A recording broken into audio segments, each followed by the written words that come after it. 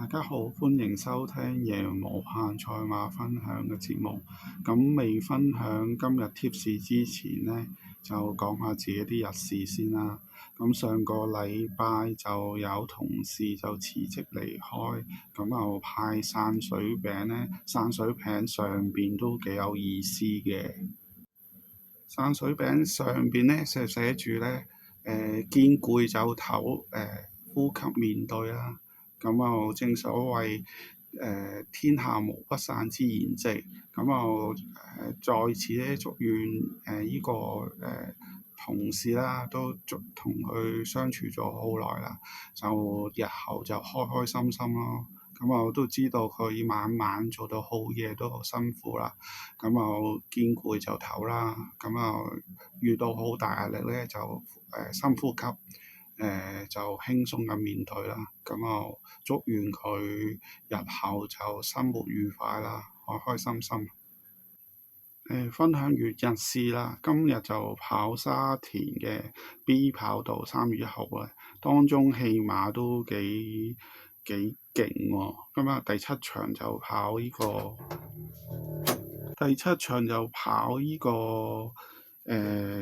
米啦，沙田一級賽。咁啊浪漫勇士對戰呢個澳遊氣泡啦，跟住第9場呢，就經典一哩4歲賽啦，經典一哩杯咯，就跑1800米嘅。咁啊3強對立啦，即係小鳥天堂、數字天文同埋白鹿金剛同埋瑞盛人生呢啲後生馬對立嘅。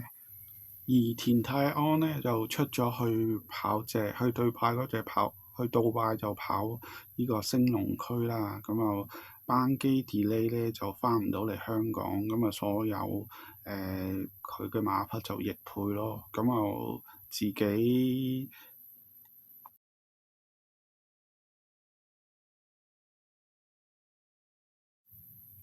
詳情就唔講啦。咁啊自己自行就上馬會個官網就睇咯。咁我都有條片有 show 咗出嚟嘅嗰個圖。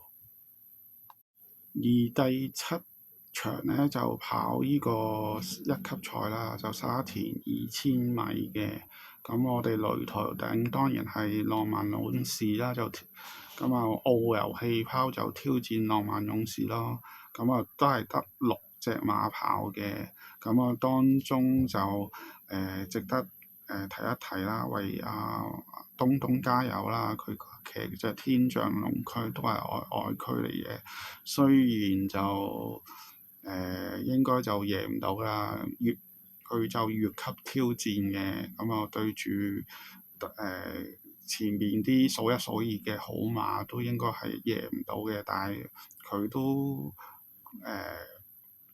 為佢加油啦，因為佢都係比較坐騎比較少啦，同埋支持比較少啦。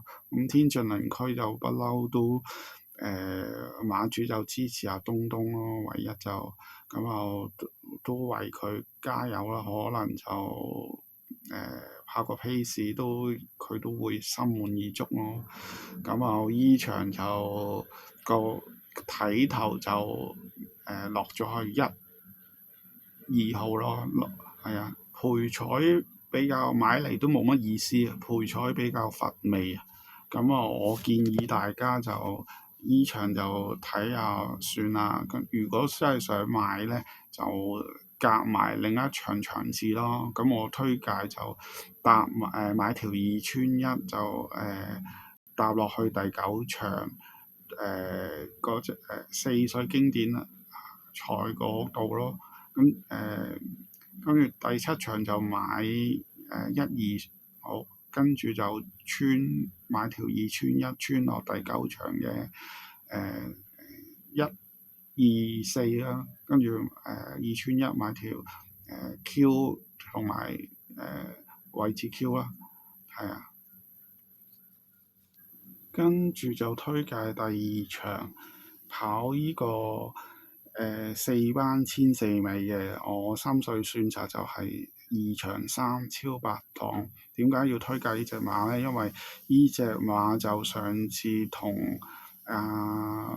嗰隻超級馬跨境駿馬咧鬥足一條街輸索吃咧，嗰場賽事比較深刻咯。今日都係快時間嚟嘅，今日都係輸少少，兩隻馬互相前頭就超白撞就輸少少，同埋佢就配翻周俊樂啦，周俊樂近排就騎馬就得心應手。咁啊，我推介依匹馬咯，咁啊買 Win Pay，住就推介第六場嘅，咁我揀嘅馬匹就係第六場嘅第六號咯，津治神。津治神呢，依個馬名呢係有意思嘅，馬主咧覺得佢改津治神嘅馬名就係津治就達到咁解啦。神就第一咯，即係佢希望呢隻馬就場場第一咯，咁啊係有意思嘅，同埋佢落號咧都幾係 K238，咁啊 K238，咁啊都係一個好意頭嘅數目字咯。咁啊，呢隻問題馬就上次由潘一哥就騎到就有啲問題啦。咁今次就換翻就麥道朗就騎翻，我覺得應該有好表現咯。同埋蘇偉賢呢個都係放喺蘇偉賢度都係王牌馬之一。咁啊〜希望佢今次又表現好啲啦，咁我推介就依場就六號津治神買 Win Pay。以上就係我嘅心水提供啦，我重複一次啦。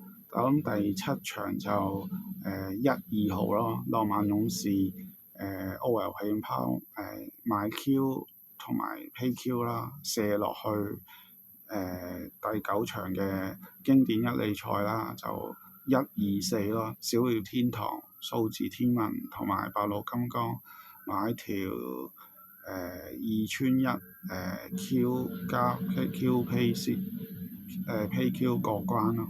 咁啊第二場就我會買2場3超拍檔 Win Pay， 跟住就第六場就買6號津治神 Win Pay。